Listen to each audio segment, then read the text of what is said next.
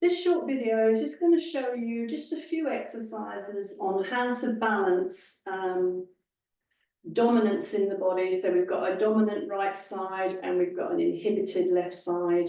And this causes all sorts of compensations in the body. And it's partly natural, but if we get too much into that right side dominance, then we can start to get some real problems, postural problems, and things that impact our everyday life. So these exercises. Not every exercise will suit everybody, but I want you to look at these exercises, try them, and just see if one of them really helps you and your particular set of issues. So a good thing to do to start with is just an assessment. So you come to the wall, put the back of the pelvis on the wall, just gently turn your head to the right, look forward, turn your head to the left.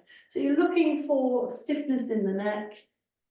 So when you do these exercises, you'll feel that you balance the neck, you balance the shoulder girdle, you balance the lumbar spine, the pelvis, the legs, whole body. Whatever, the brain will discern whatever's out of balance and attach and assess that and deal with it.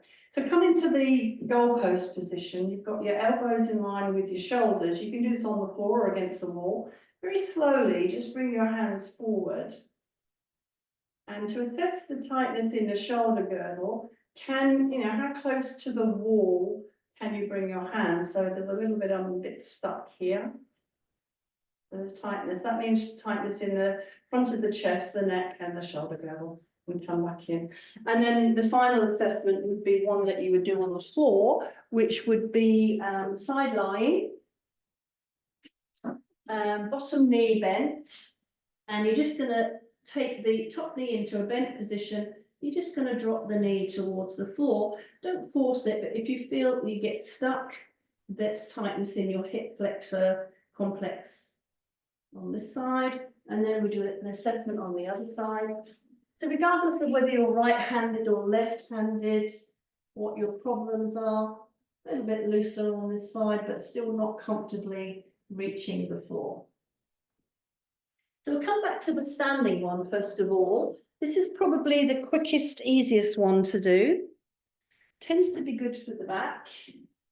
So you're going to put the back of the pelvis on the floor, on the wall, and you're going to just extend your top arm on the right side. So when you lift this arm, you're increasing the connection in the brain. You're also lifting the shoulder blade and you're facilitating a little bit more movement in that right side of the rib cage. So 3 breaths for a count of 5. You breathe in through the nose for 5 and you're slightly reaching through the arm. Then you hold your breath for 5. And then you blow out through the mouth and you imagine you're blowing up a balloon, so it's a strong exhalation. And you want to feel, you blow out, exhale until you feel a contraction through the obliques and through the abdominals on this side. So we do that again, breathing in through the nose, reaching out through the right arm, breathing into that right side rib cage. Hold the breath. Blow out through the mouth. Imagine you're blowing out the balloon. Every time you exhale, it's going to cause the spine to flex a little bit more. So your upper body might leave the wall slightly, but keep the pelvis touching the wall. Breathe in through the nose for 5. Reach out through the arm. Breathe into that right side rib cage. See if you can expand.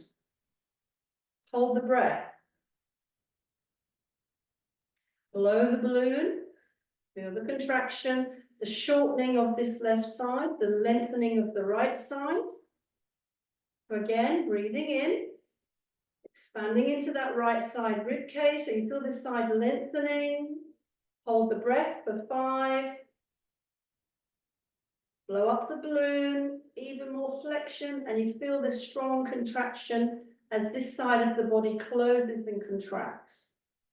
So 5 breath cycles, drop the arm, roll up through the spine. Another version of that same exercise, as you've done that, you've really lengthened this side which was shortened. You've shortened this side which was long and locked. You've addressed muscles that are inhibited and started to get them talking to the brain again. So then that means that the dominant muscles can start to relax. So you've got reciprocal inhibition and you've also got synergistic dominance. So these two words are both ways of explaining how one side can be very dominant and its muscles that it work in opposition with it can be inhibited. So, and the way to deal with them is not stretching, it's not so much trigger point work, it's more dealing in the brain with what's going on. So you can do a seated version of the wall exercise. You come to sitting, fairly low down. You want your knees higher than your hips. And you're going to put your left arm around the front of your knees. You're going to extend your right arm. You want your feet on the floor. Your brain needs to feel grounded and feel that it has a connection with the floor. Otherwise, these muscles are not going to relax. So you're going to reach out through the arm. You breathe in through the nose for 5.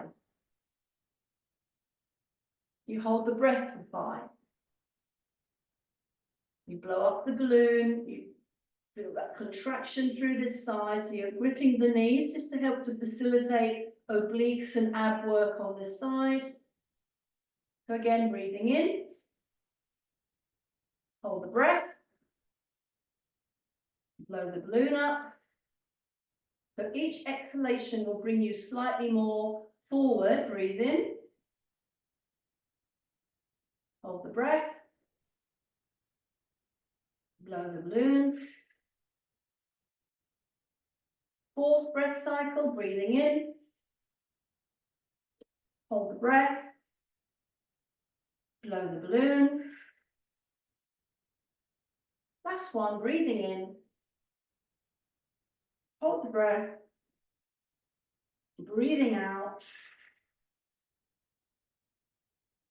Lower the arm and come back up. So this position is quite good for relaxing those dominant hip flexors because you're in a seated position. So coming to the floor, you want a big pillow and you want, you could use a pillow, you could use a ball, yoga blocks, something that just helps you with the top leg.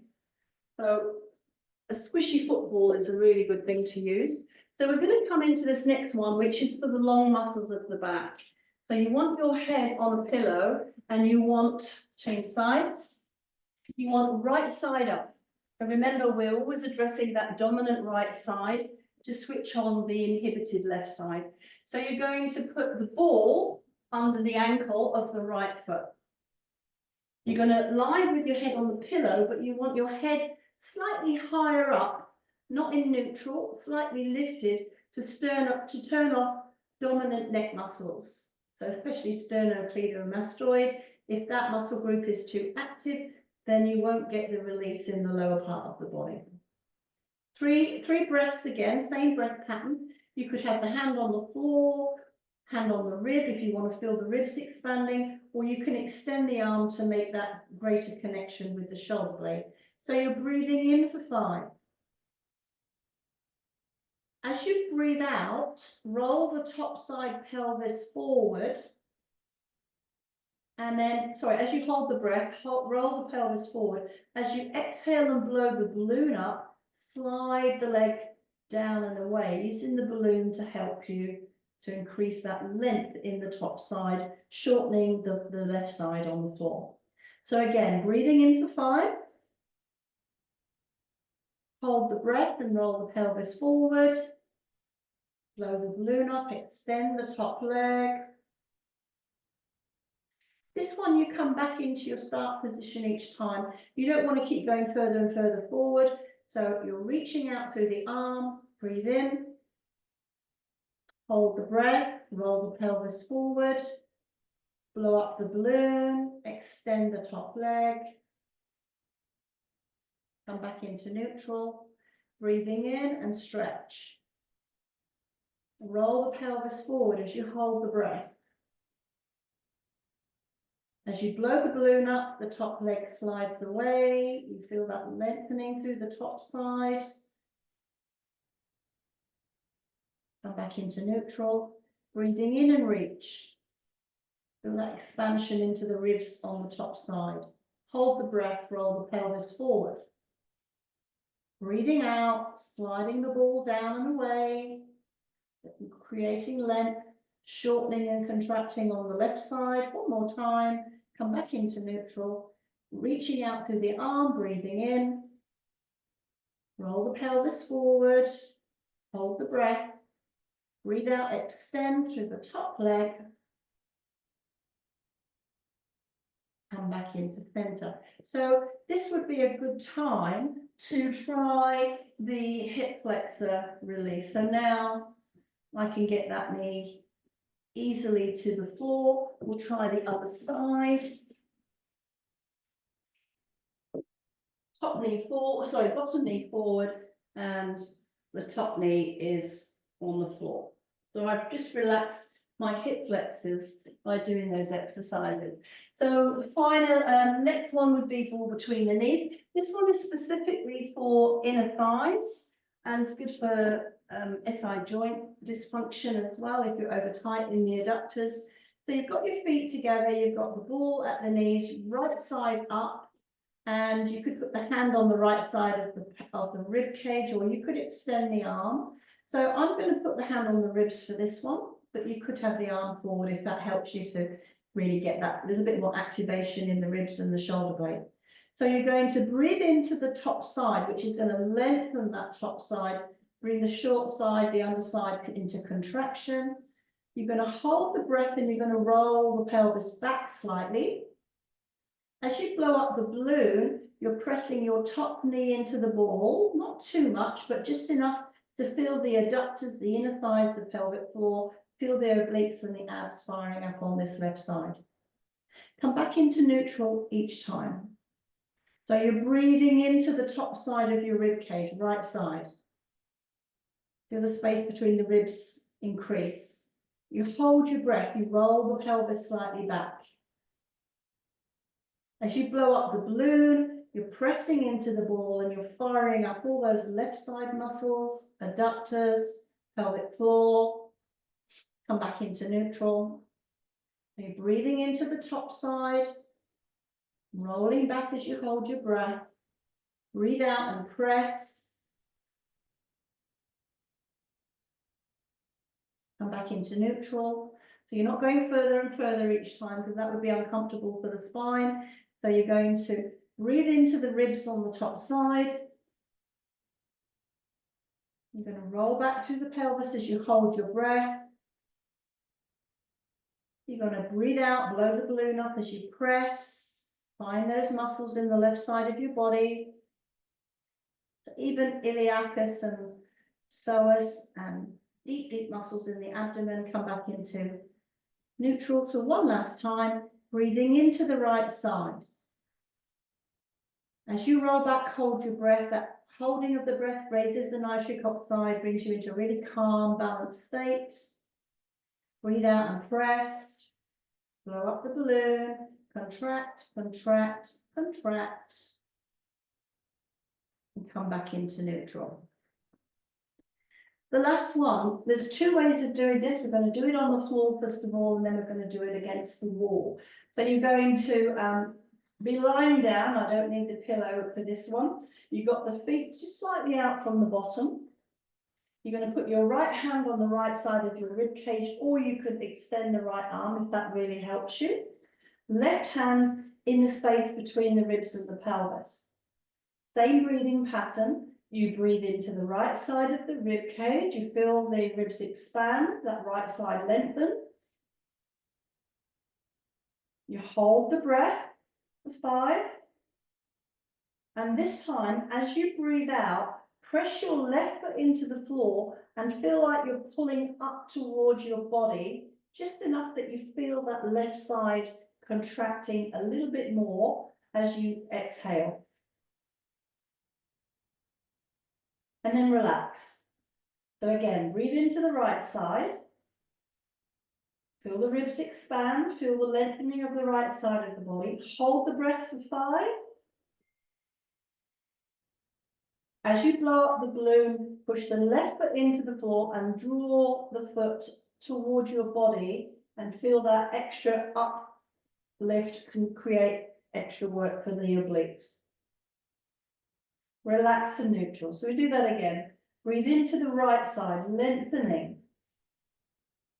Hold the breath. As you blow up the balloon, left foot pushes down and drags towards the body. Relaxing, 2 more breath cycles. Breathe into the right side. Expand, hold the breath. Nitric oxide.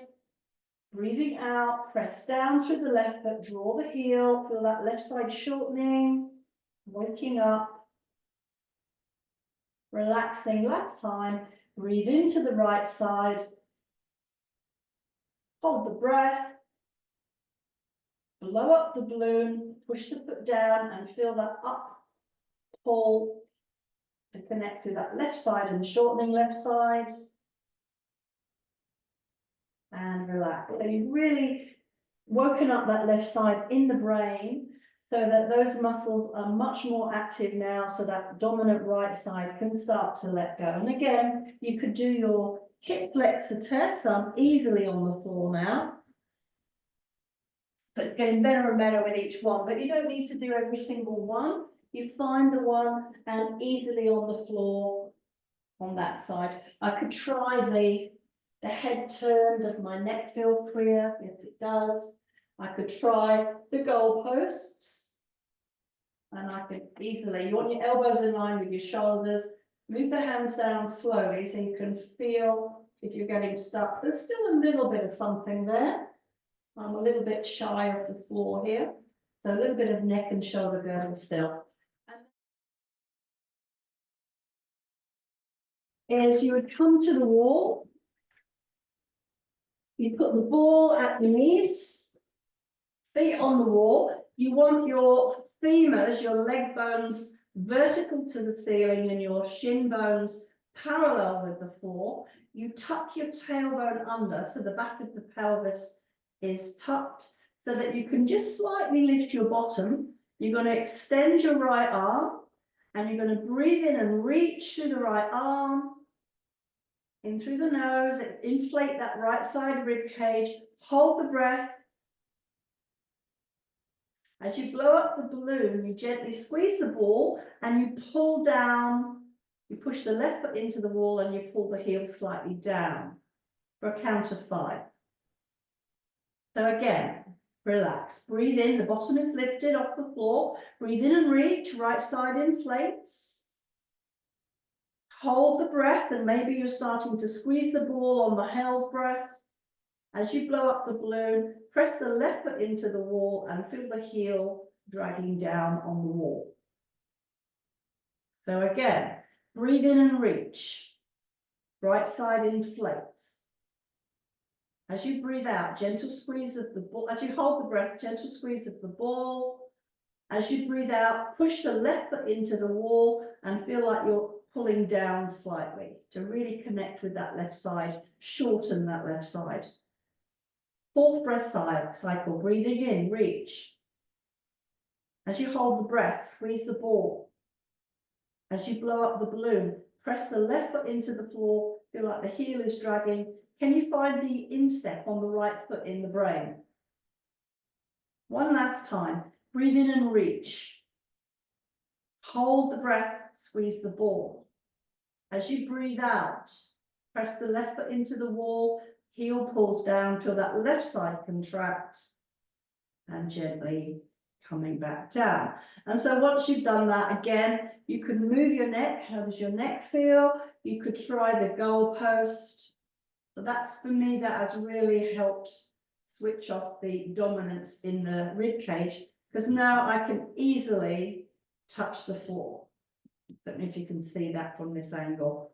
And the hip flexors, they were already switched off from the one before. So try these exercises and then see which one works for you, or maybe there's a couple that work for you, and then try and put them into everyday life so that you keep bringing yourself back into that nice balanced nervous system and get out of that right side dominance.